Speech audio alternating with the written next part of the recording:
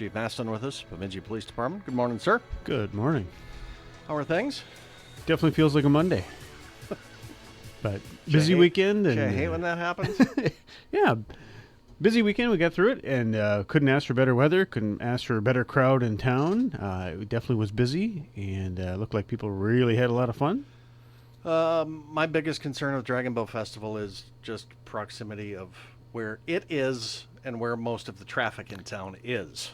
Yeah. You guys put up some event congestion signs, and I think people are getting better at knowing what's going on, but It's always a concern. You got a yeah. 5-lane essentially roadway right there. Yeah. And it's all, I mean, throughout the summer, it is a, I'll say, more dangerous area because you have all those cars, all that traffic.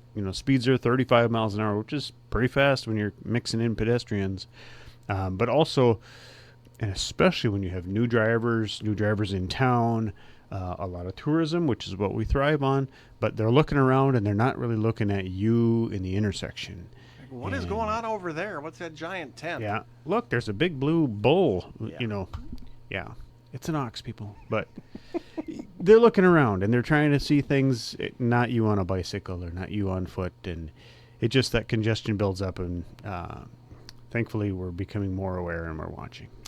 So after the storm, you guys paused parking restrictions for the most part. I do notice the intentional nature of you not telling people right away that we're not enforcing parking restrictions, but those went back into effect on Friday, correct? Correct. Yeah. It's just time. A lot of the brush and is being picked up, and it's allowing for people to...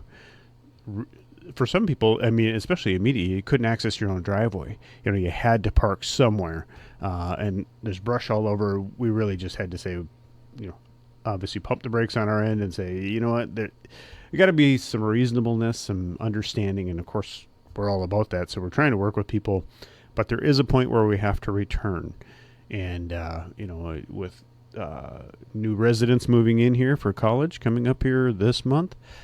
We like to get back into the swing of things because for as much as most people dislike parking enforcement, I'll say myself included, lots of my staff don't like doing it.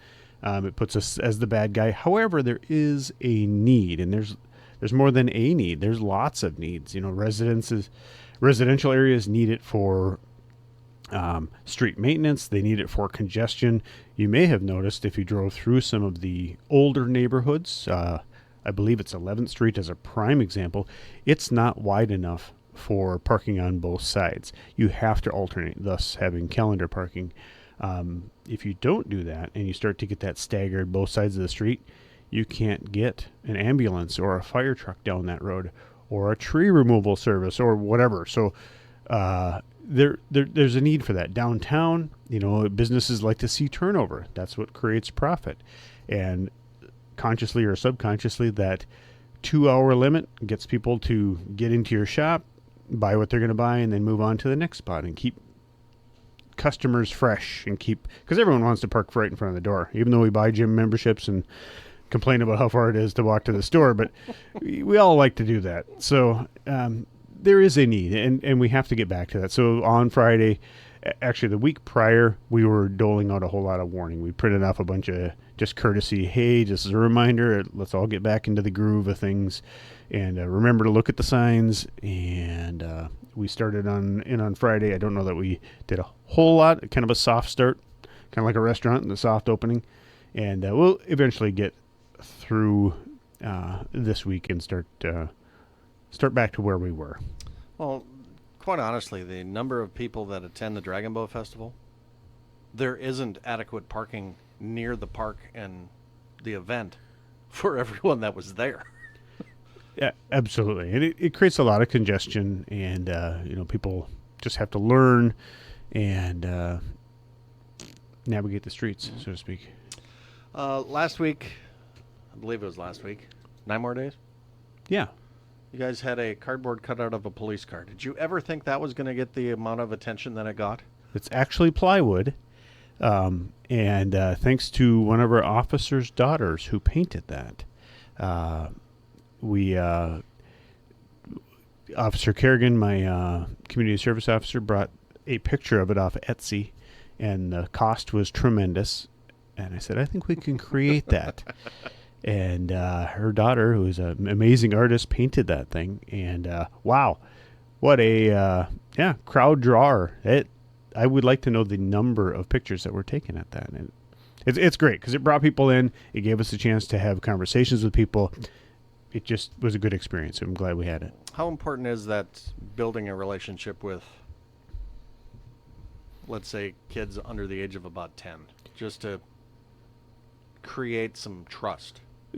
It's absolutely necessary. There's far too often where people, I'll use myself as an example. I have no law enforcement in my family. I never knew a cop before I knew I wanted to do this job. I just knew I wanted to help people. Now, I am certain, of course, I turned 50 this year. So being, 40 years ago, the memory's a little foggy. I'm sure I came across an officer here or there, but thankfully for me, not in a really bad experience. Unfortunately, there are too many young children who their only contact is when something bad is happening. And trauma affects people significantly and in different ways. And we would like to have an opportunity to engage with the kids and have fun and have smiles and get pictures when things are good, so we can build a relationship to show we're not the boogeyman. We won't take you away if you don't listen to mom at the grocery store. Unfortunately, I've heard that, and we're not the punishment. We are the good guys, and it's important. And this gives us an opportunity, just like tomorrow night will be National Night Out. And there's a lot of events going on, but the biggest one is right at the Boys and Girls Club. Every year we do it. I think last year there was between 600 and 800 people. There's lots of vendors. It's not just law enforcement. Fires there. There's a whole lot of people there from the community, organizations that come together, and it's an opportunity to learn about your community and meet people that are trying to make it better. Speaking of the Boys and Girls Club, congratulations to Andrea. Just inducted into the Upper Midwest's Boys and Girls Club Hall of Fame for the work she's done. Which is amazing, yes. The amount of work she's done for our local Boys and Girls Club. You guys are hiring? I'm stunned. Well, we are. I'll tell you what, we're making headway. Last spring, our council stepped up and really put some things in place, pay raise most significantly, to make us competitive with our surrounding communities. And I'm all about helping out, and we work together really well. However, pay is an incentive, and it tends to draw people from one job to another. It happens in every profession, and unfortunately in ours, it happened too much, and we needed to become competitive, and our council heard my cries, and they helped us out. So we did one round of hiring already. We have 2 officers. One completed our field training. One is in it right now. And we just opened up another hiring because I have 2 more spots to fill. And you can only hire so many because you only have so many trainers, So I'm hoping now, with all of the schooling that's happening, the summer skills program where they go and learn all the hands-on stuff just finished in July. Those students who went to that are in the process right now of taking the state licensing exam. So right now is a key time to list for any job openings you might have. So although it might be putting a little bit of stress on our trainers, I think this is the best time to open up that application process. And hopefully those that are listening, if you've got loved ones that are officers and you want them to move home, this is a great time. We were pretty competitive with a lot of agencies. So being the sports guy that I am, is it fair for me to say that the local municipality, and Bemidji is going to be different because of what makes Bemidji as a regional hub, mm-hmm. But say you start as a policeman in, I don't know, let's just pick a little town, Kellier, and then you move on maybe to a bigger city department, then you maybe move on to a county department, and then maybe a state department. Is that a somewhat natural progression? I would say no. Typically from smaller to bigger. However, there's different work styles between a municipal department, a county, and a state. You know, I would say work or call type between county and city are very similar. We respond to the same types of calls. I'll say general, kind of the Swiss Army knife. You never know what you're going to get. In a municipality, typically we're busier with a more confined space. County, those that like to get out and stretch their legs, you got a lot more room and a few less calls. However, one of the biggest significant differences in the city, help is within minutes. You know, if you get into something and you need help, it's within minutes. You've got other people there. You got other officers there. In the county, you might be in Kelliher and you've got 45 minutes before your backup is there. So there is that, I'll say, increased danger, or that increased or significant difference. So the reason I asked was you've had officers plucked by other agencies around us. yeah, I get it. They maybe offer a little more money, the fewer calls, so to speak, but you've lost a number of qualified people that you've already invested in training them and making them the officer that you want them to be here. Yep. Yeah, and it's a huge investment, time and money, to get them trained to the level that we would like them to be at. And we have some fantastic officers, and we're big enough where our officers can find their niche. So everyone, or I shouldn't say everyone, many people think that traffic is the only thing that officers do. And I would say, you know, we have 35 licensed officers, and that spans from me all the way down to our newest guy. And we have a detective division, we have school resource officers, we have investigation, we have task force officers. There are a lot of niche things that our officers can get into. Our SWAT team, we have bike patrol. I'd love to be full staff so we can get people back on bicycles.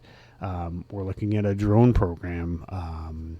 We have negotiators. We have lots of little niche things where people can get into and really expand on their interests, more so than you can in other departments. Sometimes when you go smaller, they don't have the ability to do all those things because they don't have the manpower or people power to do it.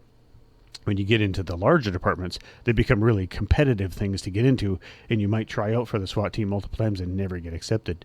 So we're right in that sweet spot of if you're interested, we can get you into it and get you down that road.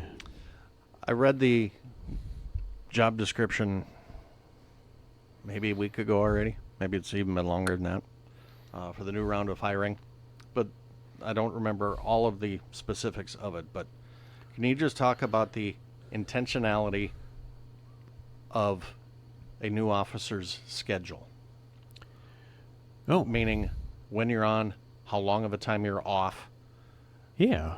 Like 5-day weekends, I forget how often those happen, but quite often, and why that is. Our patrol has a pretty fantastic schedule, and I think if I ever tried to change it, they would throw a coup and get rid of me. But I don't want to. I think it really offers a lot of mental health benefits. I think it allows you to have a break away from this. And oftentimes I'll say administratively, I'm Monday through Friday, so I don't get the same perks, but for them, it's fantastic. It's a schedule that works 5 on, 5 off, 2 on, 2 off. So every other weekend is a 5-day weekend. And we have 2 different teams, and creatively we call them Monday, Tuesday, Wednesday, Thursday.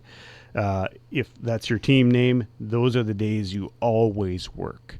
So like today, our Monday, Tuesday team is off or on. They will always have Wednesday, Thursday off, but on their 5-day weekend, they'll start their weekend will start on Wednesday, and they'll go all the way through Sunday, and vice versa for the other team. And then within those, we have we used to do a 3-tier. You'd be a day car, a mid car, and a late night, and that's all you were. We've really staggered that now. We have 3 different start times for our day shift and a mid car. we do it, one, administratively, it helps me with overtime. It helps me to keep overtime in check because it's easier to move people around.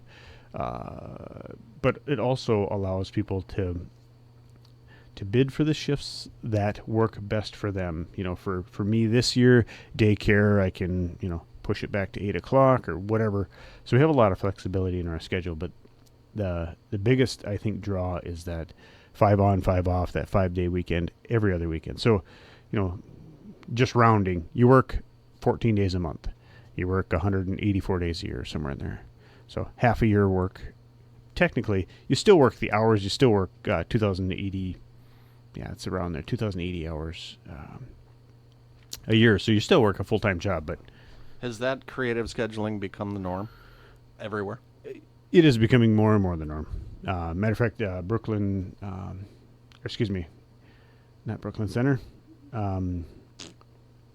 Metro Department. I can't think of it off the top of my head. Just called me because they saw our job posting, and they were looking at the competition out there and said, how do you make this schedule work? So I actually sent them our Excel spreadsheet so they could see how we make this schedule work, because it is becoming more the norm. I think you have to, in any job, people's personal lives are just as important, if not more important, and you have to be able to be flexible and allow people to have lives outside of their job. If there is a incident that occurs during your 5 days off, Mm-hmm. are your officers, quote unquote, always on call if something major happens? I would say technically. They're not compensated for it. I couldn't afford to pay everybody on call time all the time. However, when big things happen, we use our code red system, same thing dispatch does to notify neighborhoods, to notify all of our officers, we need you in. And we get a fantastic response. People understand when you're asking for help, you're asking for help. It doesn't happen very often, but Thankfully. yeah. But there are those occasions. I mean, we just had it with the windstorm.